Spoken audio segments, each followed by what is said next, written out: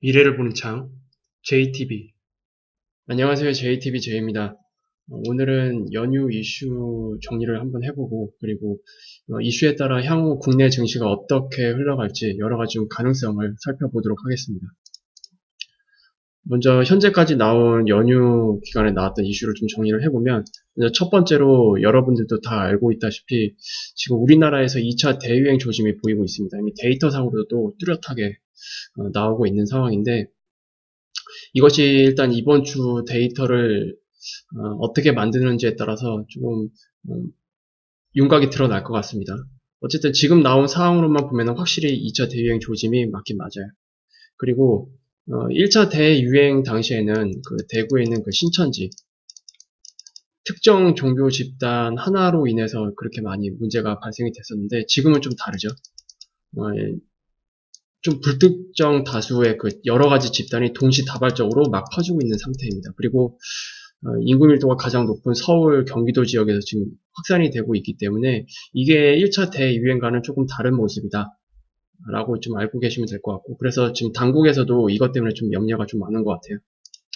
그리고 두 번째로는 유럽 역시 1차 대유행 당시의 그 흐름처럼 갑자기 감염이 확산되고 있습니다. 그래서 유럽 전 지역은 아니지만 여러 나라에서 다시 봉쇄 조치가 재개되고 있는 상황입니다.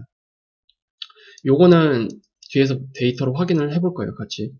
그리고 원래 15일 날 미중 고위급 회담이 예정이 되어 있었죠. 근데 이게 무기한 연기가 되었습니다. 그 이슈는 중국 베이다이어 회의 이거예요.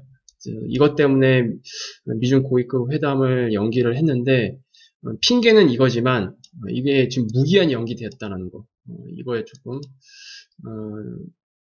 초점을 맞춘다면 이게 좀 뭐 의도적인 건 아닌지, 어떤 뭐 전략적인 어떤 이유에서든. 그래서 이거는 일단 지금 뒤로 밀어둔 상태이긴 합니다만, 어, 트럼프가 계속 중국 쪽으로 좀 강공 전략을 피고 있습니다. 어, 뭐 틱톡이라든지 그 외에 다른 뭐 화웨이 이런 기업들뿐만이 아니고 지금 그 외에 중국 기업들도 추가 규제를 살펴보는 중이다. 그리고 거기에 알리바바도 포함이 되어 있다라고 얘기를 하고 있어요. 그래서 어떤 규제 조치를 할지 이거는 계속 우리가 주목을 해봐야 되는 문제입니다. 그리고 이제 많은 분들이 이 공매도 시한 연장에 대해서 관심을 가지고 있었잖아요. 지금 우리나라 같은 경우에는 9월 15일까지 공매도가 금지되어 있는 상태입니다. 대부분 그 다른 나라에서는 이미 공매도가 다시 재개된 상태예요. 그렇다 보니까 이로 인해서 우리나라가 또 상대적으로 증시가 다른 나라에 비해서 많이 올라온 그런 요인이 되기도 했었습니다. 이 공매도 금지 때문에. 뭐 하방을 때려야 되는데 하방을 때릴 수가 없는 거죠. 어떻게 보면. 물론 시장 조성자는 공매도에 아직 참여할 수 있긴 하지만 외국인이 같이 들어와야 그 폭발력이 조금 있거든요. 그래서 지금 상황을 보면은 9월 15일 날 이후로 뭐 정치권에서도 지금 이 문제가 화두가 되고 있는데, 공매도 시한을 연장을 하되 무조건 연장은 아니다. 어떻게 연장을 할 거냐? 일단 코스피 200 종목에만 공매도를 허용하고 나머지는 일단 연장하자. 이런 방향으로 지금 가고 있는 것 같아요. 정치권에서도. 근데 전 종목을 다 공매도를 금지를 하면 좋긴 한데, 이게 지금 무슨 문제를 만들고 있냐면 3월 이후부터 공매도가 금지된 이후로 외국인 현물 수급, 이게 지금 해결이 안 되고 있죠. 얘네들은 롱숏 전략이란 말이에요. 그러면 공매도 제도가 있어야 됩니다. 롱숏 전략을 펼치려면. 그래서 지금 이 문제들 때문에서라도 지금 외국인들이 현물 수급이 그렇게 막 좋은 상황은 아닙니다. 계속 큰 추세로 보면 계속 빠져나가고 있죠. 그래서 이 문제도 어차피 해결을 해야 되고, 그리고 기존에 있었던 공매도에 대한 그런 문제점 이런 것들을 좀 같이 놓고 봤을 때 코스피 200 종목만 공매도를 허용을 하고 나머지는 일단 연장을 하고 그 이후에 제도 개선을 추가로 해 나가려고 하는 그런 방향으로 지금 방향이 잡히고 있는 게 아닌가, 그렇게 예상이 됩니다. 그런데 여러분들 다 아시겠지만 코스피 200 종목에만 공매도 허용해도 우리 시장 다 바뀌죠. 코스피 200 종목이 시총 상위 200 종목이잖아요, 사실상. 우리 시장을 움직이는 주요 종목들인데 이게 공매도가 허용이 된다. 그러면 코스닥도 어쩔 수 없이 따라갈 수밖에 없어요. 그래서 사실상 이 공매도가 풀린다라는 관점으로 일단 시장을 좀 대응해야 되지 않겠느냐. 뭐 코스피 200 종목만 공매도 허용하고 코스닥은 허용을 안 하니까 코스닥은 이렇게 상승하고 코스피는 이렇게 하락한다? 그렇게는 보지 않습니다. 어쨌든 다 같은 방향으로 흘러갈 겁니다. 그리고 공매도를 허용한다고 해도 주가가 무조건 빠지는 또 그렇게는 또 볼 수 없겠죠. 하지만 지금의 그 과열 구간 그리고 다른 나라에 비해서 많이 올라왔던 그런 위치 그래서 키 맞춤 작업을 할 수도 있다라는 그 가능성 여러 가지 가능성을 놓고 그리고 이런 문제들도 좀 터지고 있고 그렇기 때문에 언제든지 하락은 나올 수 있다. 이렇게 일단 보시면 될 것 같고 그래서 일단 뭐 저는 코스피 200 종목에만 공매도 허용을 해도 우리 시장이 좀 영향을 충분히 받을 수 있을 것 같다라고 저는 개인적으로 그렇게 판단을 하고 있습니다. 그리고 여기서 제가 말씀드렸던 이 데이터 이거를 이제 좀 차례차례 좀 살펴보도록 할게요. 먼저 유럽 쪽을 한번 보겠습니다. 독일 쪽에서는 그렇게 신규 확진자가 늘어나고 있는 추세이긴 하지만 가파르게 늘어나고 있는 그런 상황은 아닙니다.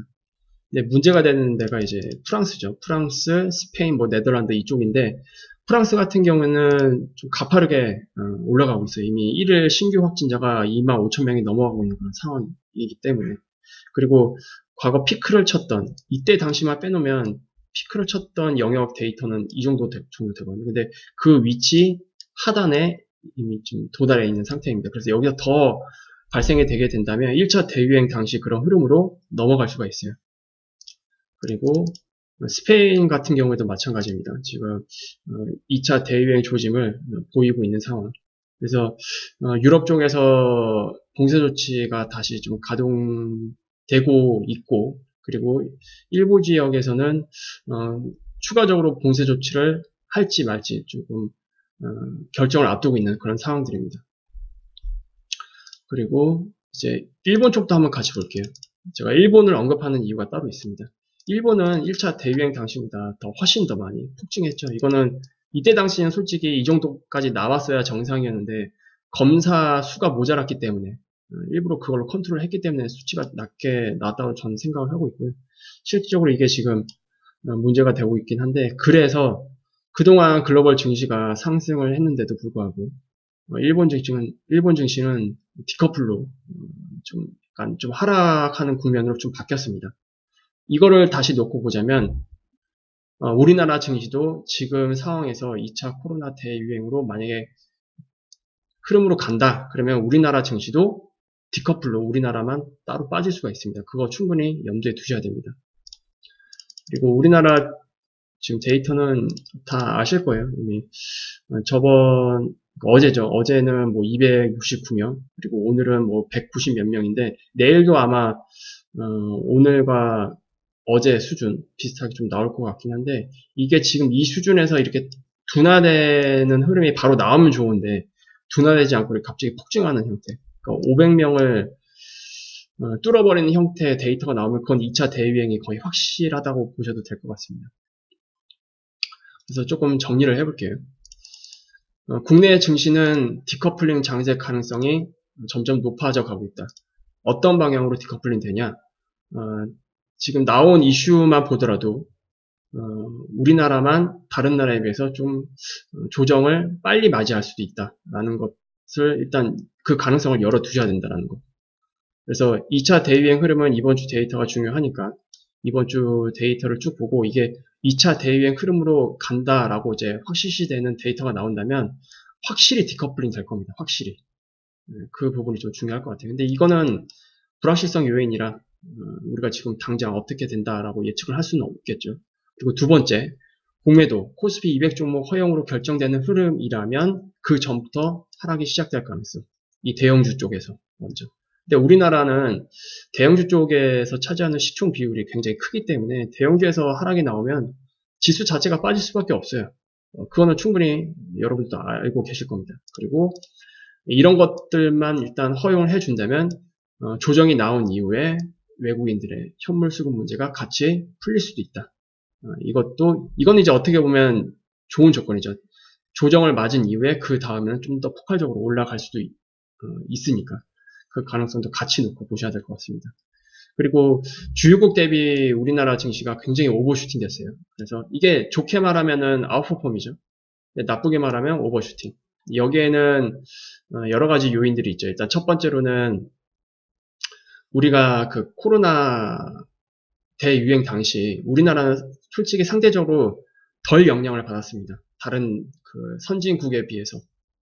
확실히 관리가 된 상태로 넘어왔기 때문에 우리 국내 산업 자체로는 뭐 여행 숙박 이런 쪽은 뭐 전세가 다 타격을 받았고 그 외에 뭐 제조업 쪽에서는 상대적으로 덜 타격을 받았어요. 그래서 이것 때문에 증시가 좀 더 탄력 있게 올라온 것들도 있고 그리고 공매도 금지가 무려 6개월 동안이나 금지되었기 때문에 오버슈팅이 충분히 나올 수 있는 요인이 됐었고 그리고 이렇다 보니까 우리나라가 전 세계에서 파생 시장이 2위인 건 다 알고 계시죠? 굉장히 큰 시장입니다, 우리나라가. 그래서 옵션 시장에서 이런 환경 때문에 외국인이 좀 더 오버슈팅해서 선물 옵션에서 좀 더 큰 수익을 내려고 했었던 그런 포지션상의 문제 이런 것들이 다 겹쳐졌습니다. 그런데 이게 이런 문제들로 키맞춤 작업이 나온다. 그러면 우리 증시는 또 반대로 다른 나라가 만약에 조정이 시작이 된다. 그러면 그 조정보다 상대적으로 더 조정을 받을 수 있다라는 것도 같이 놓고 보셔야 됩니다. 국내 증시가 다른 주요국 대비 얼마나 올랐냐 이게 좀 기사로 나온 게 있거든요. 수치로 한번 확인을 해볼게요.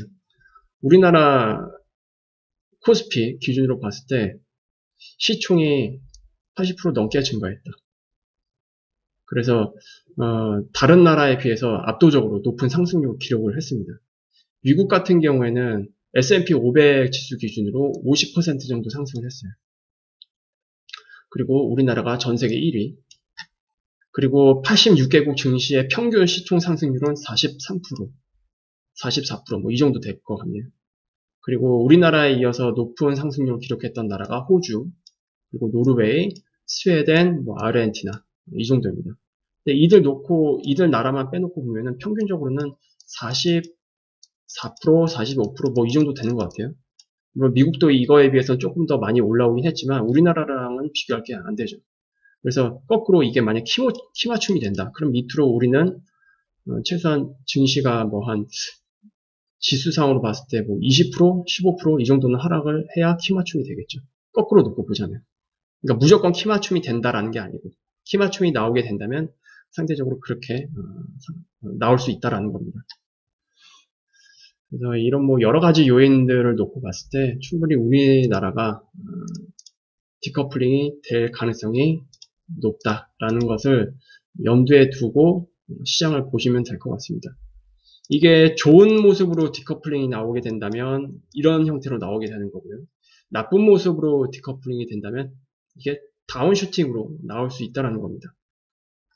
그래서 이번 주 어쨌든 트리거가 될 거는 뭐 이거밖에 없죠. 지금 당장 나올 수 있는.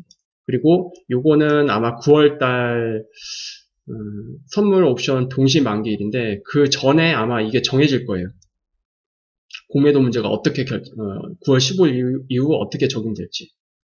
일단 지금 뭐 여당에서 이렇게 추진을 하고 있으니까 이렇게 될 가능성이 일단 높겠죠.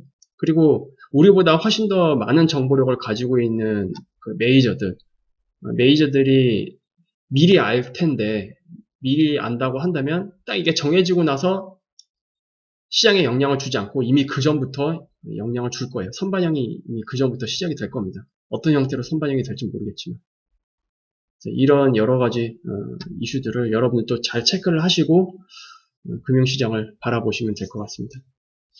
이제 본격적으로 여름이 됐죠. 이제야 뭐 긴 장마가 끝나고 정말로 한여름 같은 날씨가 됐는데 이럴 때일수록 건강관리 잘 하셔야 되고 에어컨 바람 너무 세시면 또 지금 2차 대유행 조짐 보이고 있는 상황에서 괜히 면역력 떨어뜨렸다가 좋을 거 하나도 없죠. 건강관리 정말 잘 하셔야 됩니다. 남은 연휴 기간 잘 보내시고요. 수요일 날 다시 찾아뵙도록 하겠습니다. 감사합니다.